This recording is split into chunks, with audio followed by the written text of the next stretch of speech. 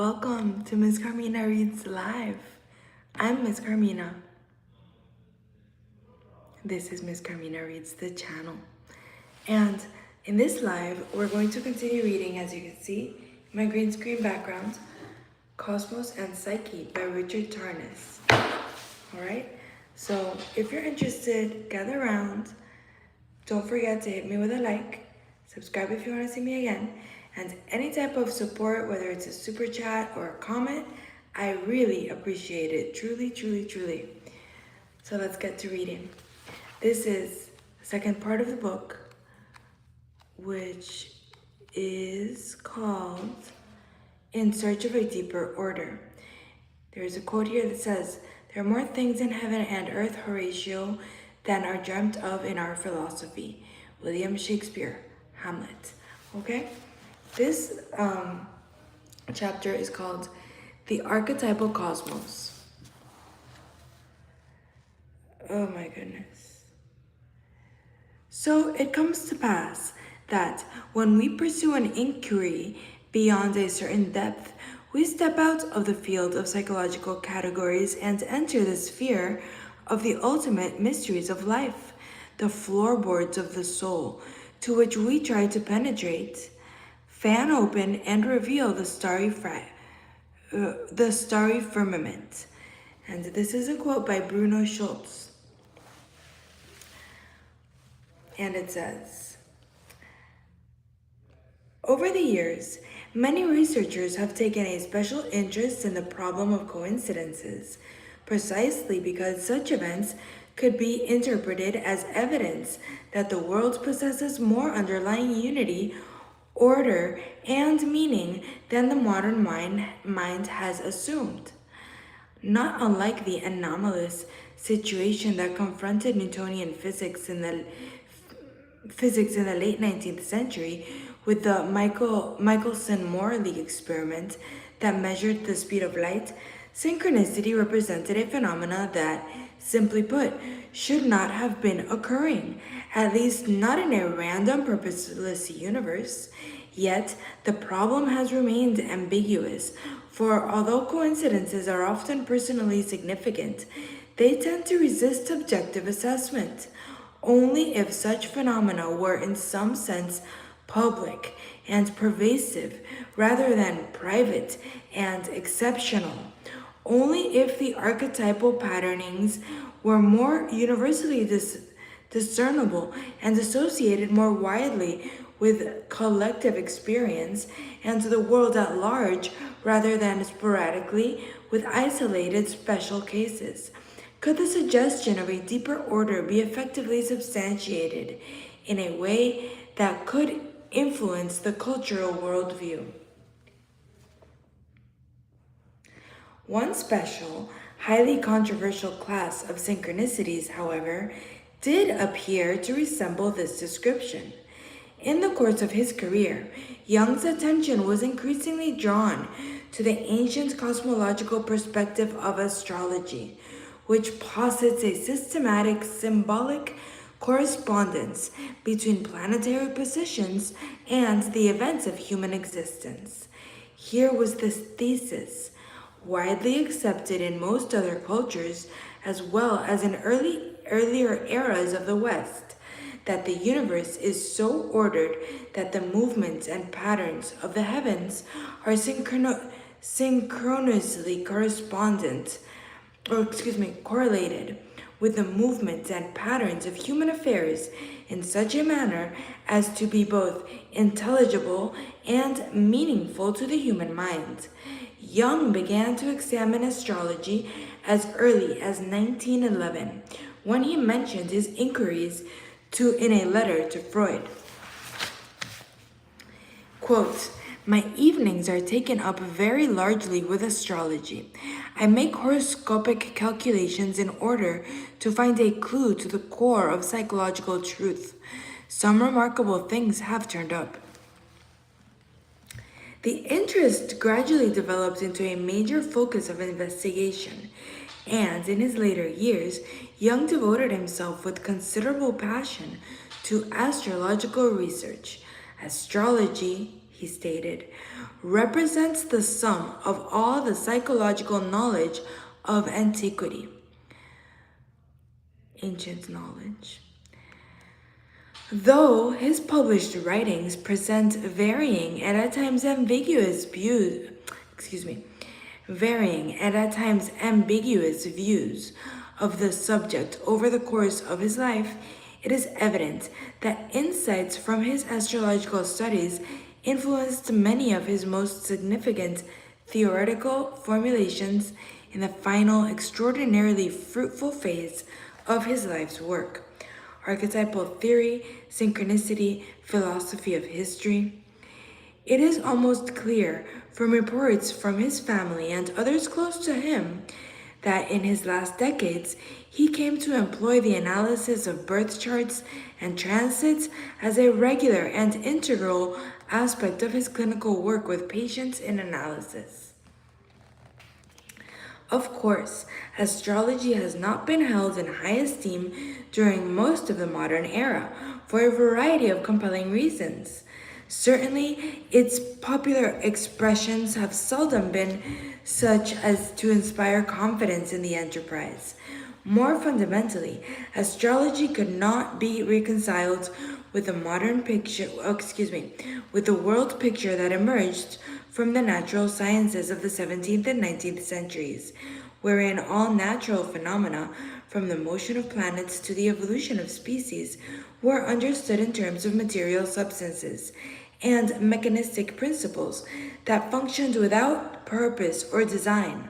Nor could it prevail against the tendency of the modern mind, established during the Enlightenment, to uphold its own rational autonomy and to depreciate earlier thought systems that seemed to support any form of primitive participation mystique between the human psyche and a world endowed with pre-given structures of meaning.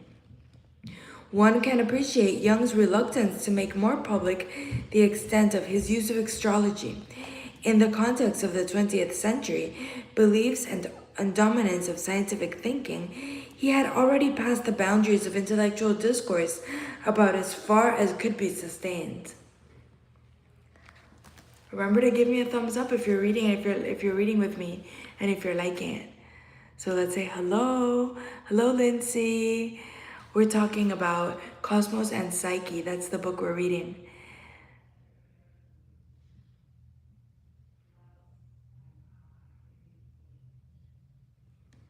Okay, Benji. Good on you.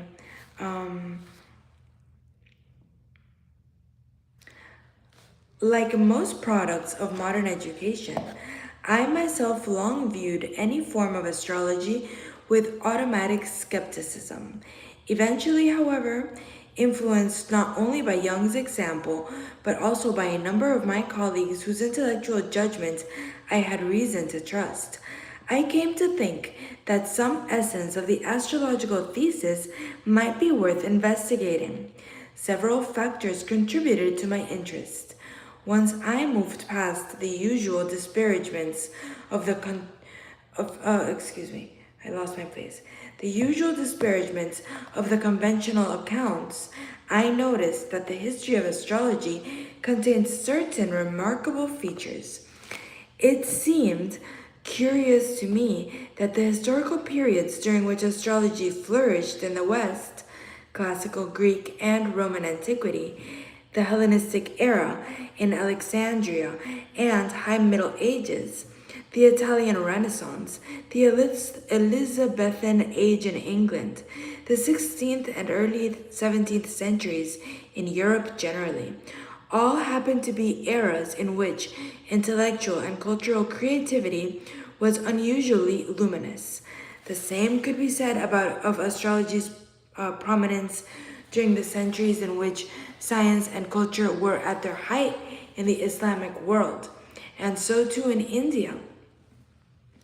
I thought it curious as well that astrology had provided the principal foundation for the earliest development of science itself in the ancient civilizations of Mesopotamia, and that its intimate bond with astronomy had played a significant role in the evolution of Western cosmology for 2,000 years, from its Greek origins through the pivotal period of the Copernican Revolution.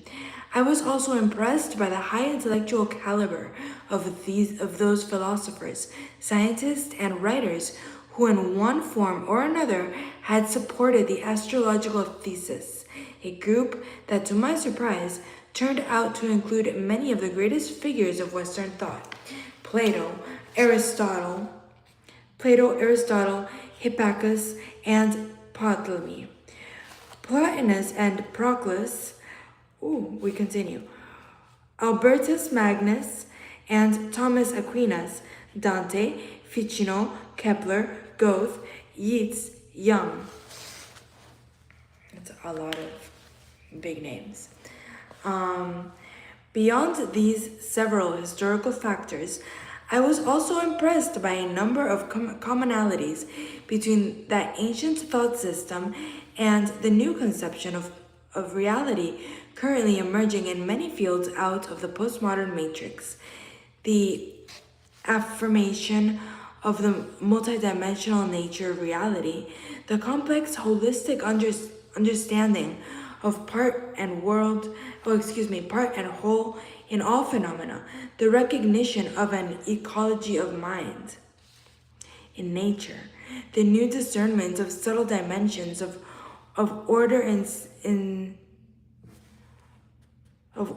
seemingly random natural processes, the openness to sources of knowledge and traditions of thought beyond those sanctioned by conventional modern rationality, the acknowledgement of the spiritual dimensions of existence, the appreciation of the role of symbolic, mythic, and archetypal meaning in human experience. Unlike its mechanistic modern predecessor, the emerging paradigm provided a general conceptual framework that in many respects was not inherently incompatible with the astrological perspective. But what especially stimulated and, in the end, compelled my reconsideration of astrology was, as in Jung's case, the unexpected results of research I myself decided to undertake. I believe now that only this direct encounter with empirical data that one has personally investigated can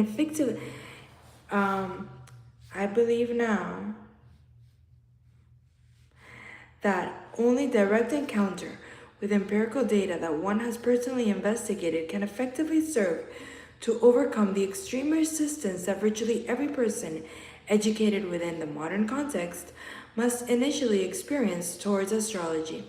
Despite the parallels with the other emerging theories and perspectives just mentioned, and despite its perhaps noble ancient lineage, astrology has for too long represented the very antithesis of modern thought and cosmology. To permit most educated individuals today to approach astrology effectively in any other way. Of all new paradigms, perspectives, and theories, astrology is the most uncomfortably beyond the prevailing paradigm boundary line, the most likely to evoke immediate scorn and derision, the most apt to be known more through its caricature in the popular media than through its serious research journals and scholarship. Above all, astrology is that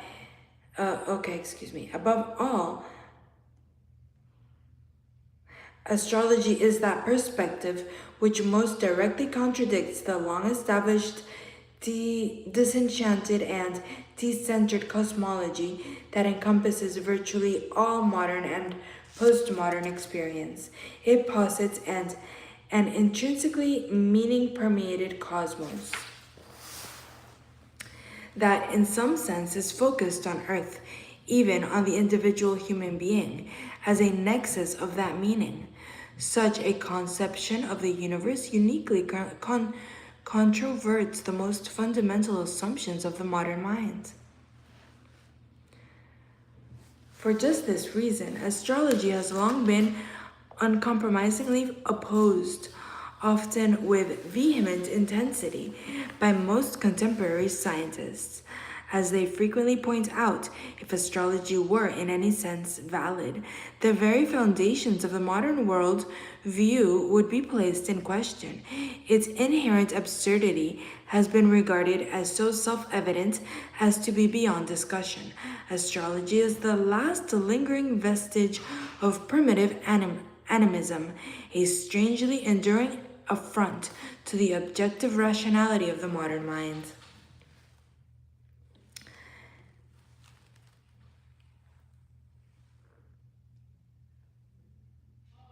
Hi, Sunshine. I don't know the answer to that. But gather around and read with us. Subscribe. Give me a like. Anything that you can do to support. Write to me in the live. Leave me comments in the replay.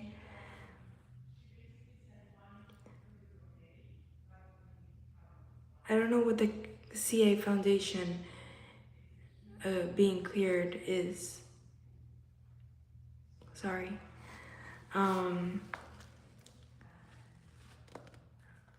Where did I leave off? Fundamental assumptions of the modern mind.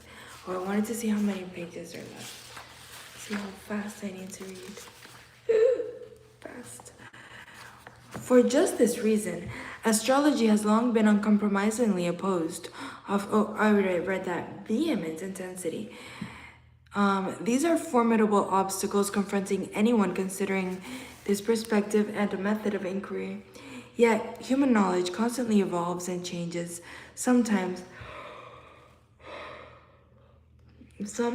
in quite unexpected ways. What is unequivocally rejected in one age may be dramatically reclaimed in another, as happened when the ancient Hellenist heliocentric hypothesis of Aristarchus, long ignored by scientific authorities as valueless and absurd, was resurrected and vindicated by Copernicus, Kepler, and Galileo.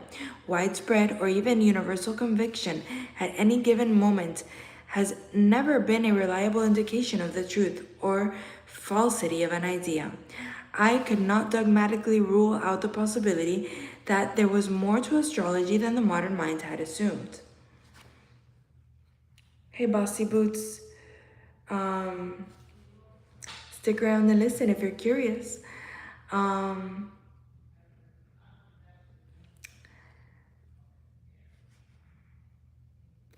After learning the rudiments of how to calculate natal charts, I directed my attention to a curious phenomena of which I had heard reports circulating among professionals in the mental health field, corroborating an observation that that Jung also had made. The reports concerned planetary transits, which are alignments formed between the current position of the orbiting planets and the planetary positions at an individual's birth. Beginning with a small sample and then steadily augmenting it, I found, to my considerable astonishment, that individuals engaged in various forms of psychotherapy and transformational practices showed a consistent tendency to experience psychological breakthroughs and healing transformations in coincidence with a certain category of planetary transits to their natal charts, while periods of sustained psychological difficulty tended to coincide with a different category of transits involving other planets. The consistency and precision of these initial correlations between clearly definable psychological states and coinciding transiting alignments seemed too significant to be explained by chance. Yet, given currently accepted views of the universe, such correlations simply should not have been happening. What especially drew my attention was the inexplicable fact that the character of the observed psychological states corresponded so closely to the supposed meanings of the relevant transiting and natal planets as described in standard astrological texts. For there to be any consistent correlations at all was obviously puzzling, for the correlations also to match the traditional meanings of the planets was startling. Thank you, Loose Stars. That's so kind of you. And I will continue after a short water break.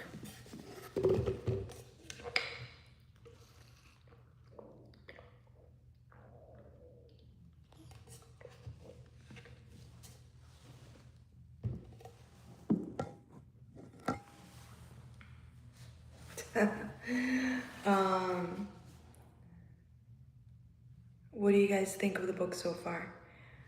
Are y'all listening or just popping in and out?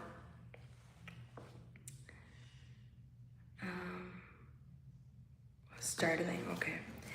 As I investigated further, it soon became apparent that the nature of the planetary correlations was far more complex than my initial observations concerning a simple dichotomy between positive and negative psychological states had led me to believe.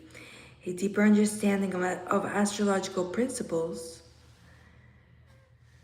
combined with recent theoretical advances in depth psychology, particularly from the archetypal and transpersonal schools, gave me a glimpse into a much larger range of correlations between planetary movements and human experience. These findings impelled me to step back and approach the research task. To step back and approach the research task in a more fully prepared and systematic manner.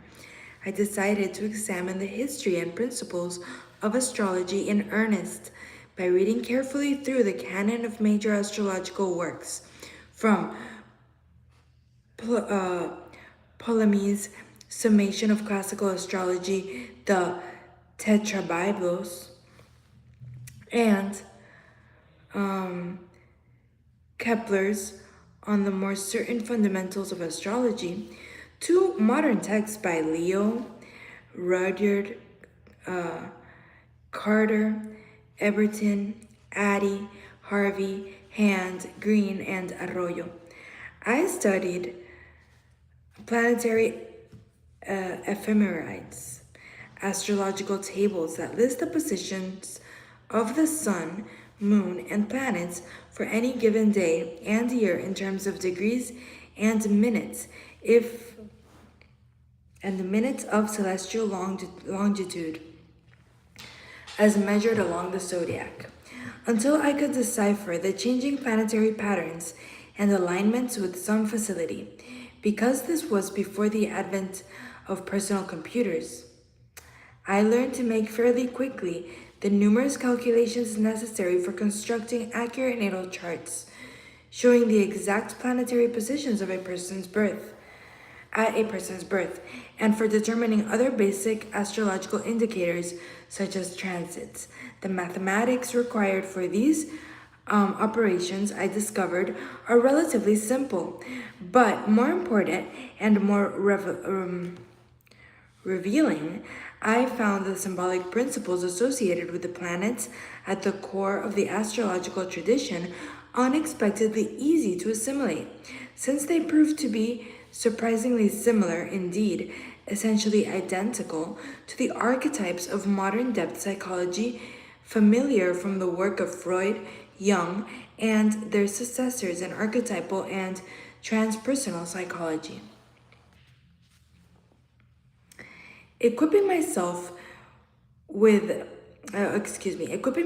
this manner, I first made an intensive examination of my own natal charts and the charts of 40 to 50 other individuals I knew well, attempting to ascertain whether a significant correlation existed between the between the planetary positions at birth and on the one hand, and the personal character and biography on the other. Keeping in mind the suggestibility inherent in such assessments, I was nevertheless deeply impressed by the range and complex precision of the empirical correspondences.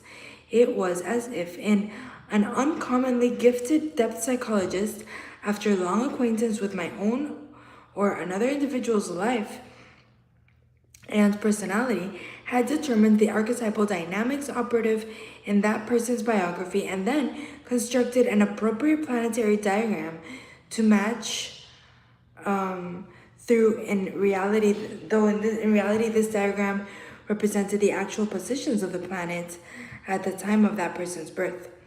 This certainly would have been striking in itself, yet even more extraordinary were the correlations between specific transits and the timing of major events and psychological conditions.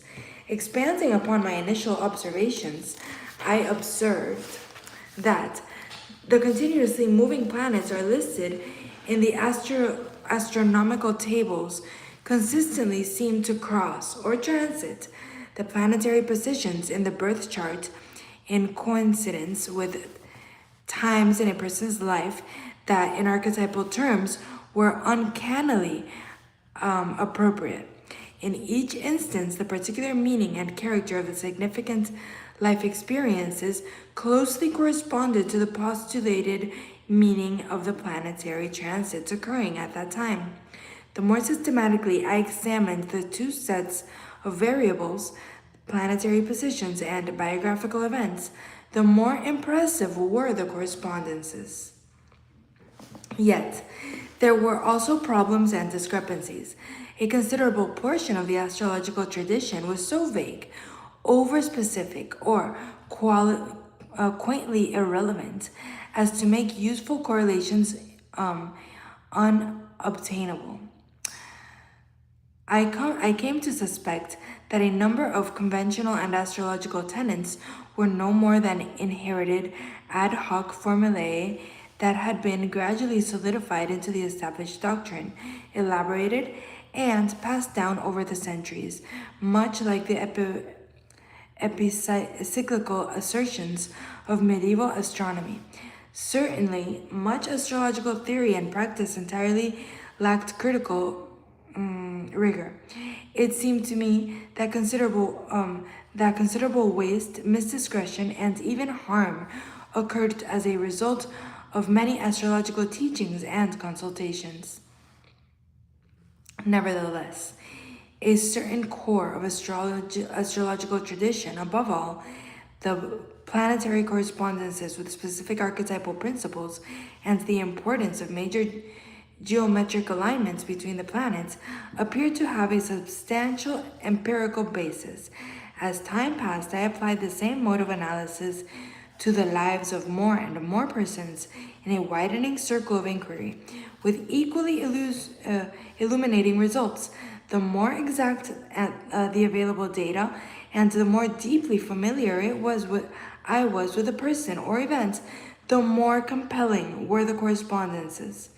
Both the quantity and the quality of positive correlations made my initial skepticism difficult to sustain. The coincidence between planetary positions and appropriate biographical and psychological phenomena was in general so precise and consistent as to make it altogether impossible for me to regard the intricate patterning as merely the product of chance. I should clarify that the focus of this research was not the astrology of the fortune teller and the newspaper columns.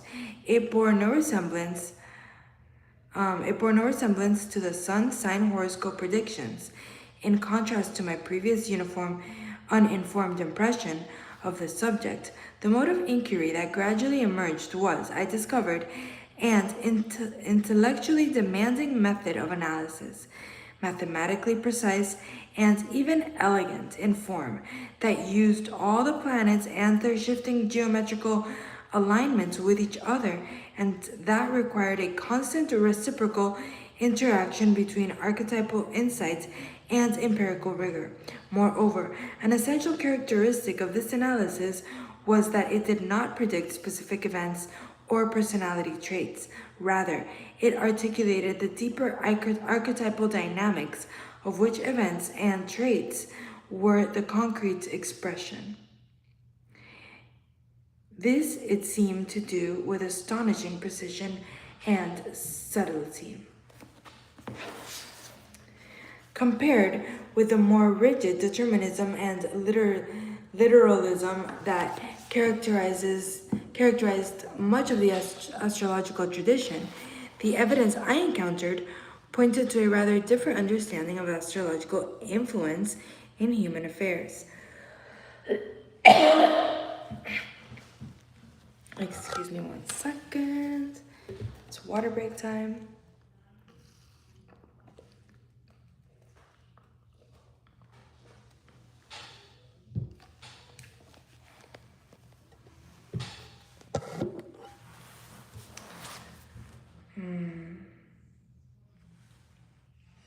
Where did I leave off though?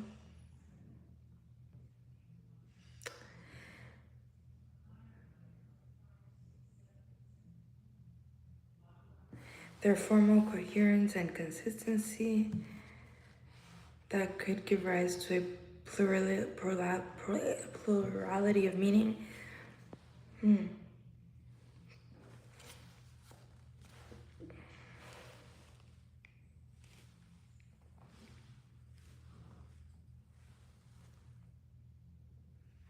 Well, I'll start here. Compared with the more rigid determinism and literalism that characterized much of the astrological tradition, the evidence I encountered pointed to a rather different understanding of the astrological influence on human affairs.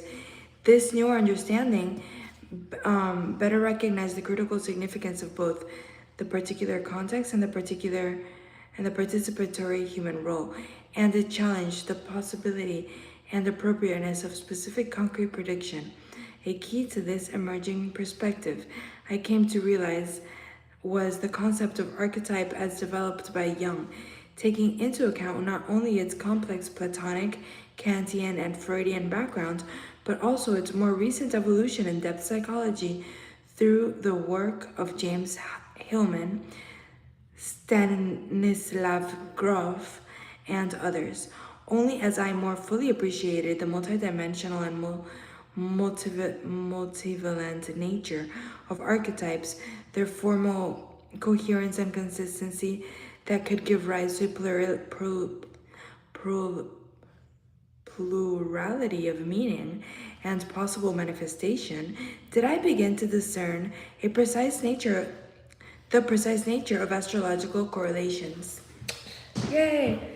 Wow, that was a little bit difficult to pronounce.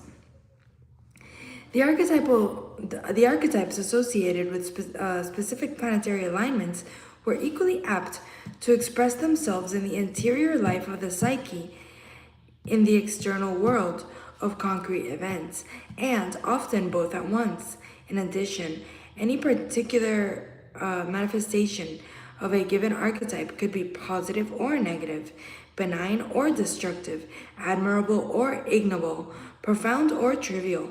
Closely linked yet entirely opposite polarities contained in the same archetypal complex could be expressed in coincidence with the same planetary configuration. Individuals with the same alignment could be on either the acting or the receiving end of the same archetypal gestalt, with altogether different experiential consequences, which of all these related multivalent possibilities occurred seemed to be determined largely by contingent circumstances and individual response rather than by anything observable in the birth chart or planetary alignments per se.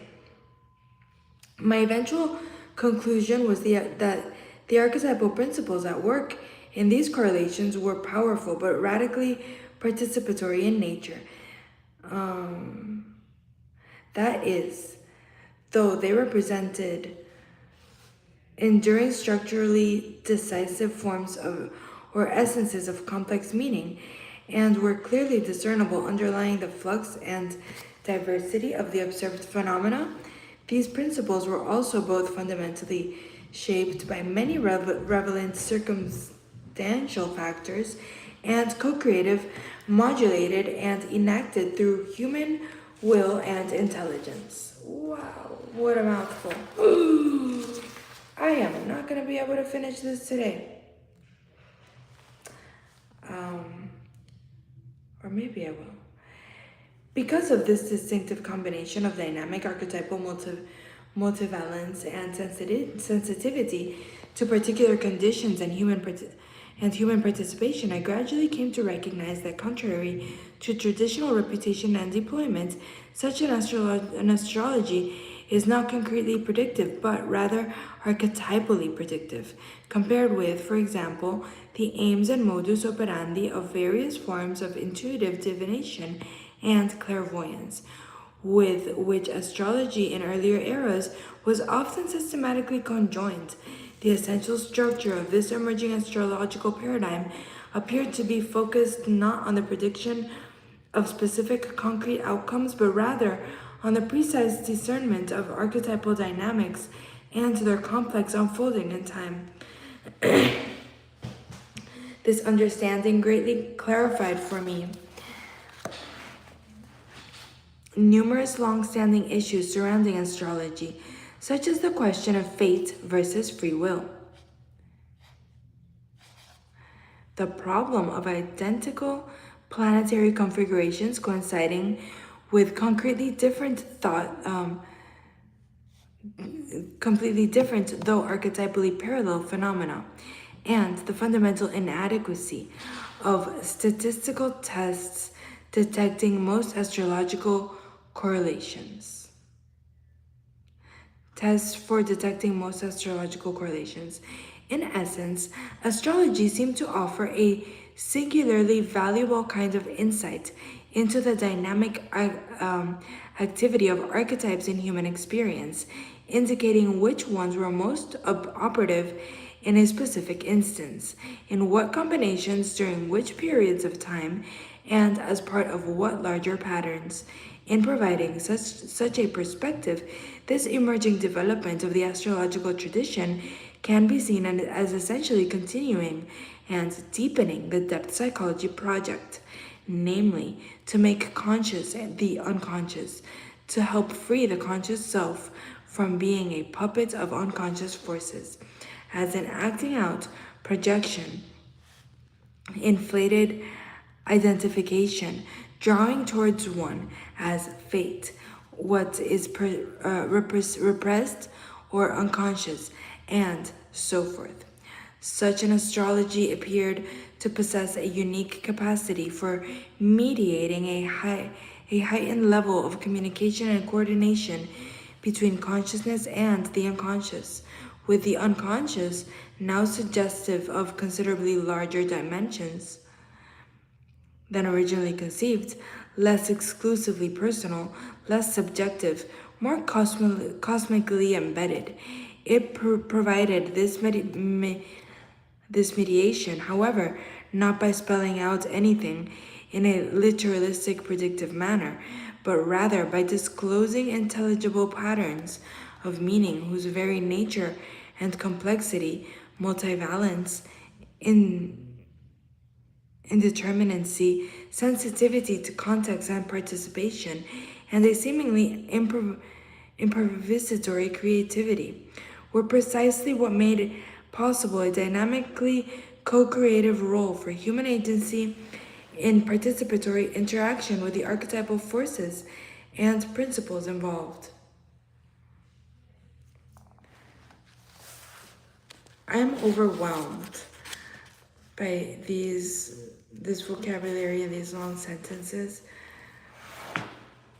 I have marked my book, and maybe I'll continue reading when I get home.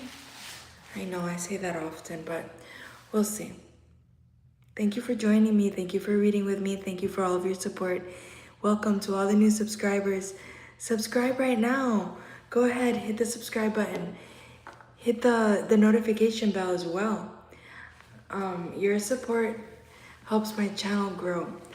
It helps me understand that you enjoy what I do, and I will continue to do it. So be safe.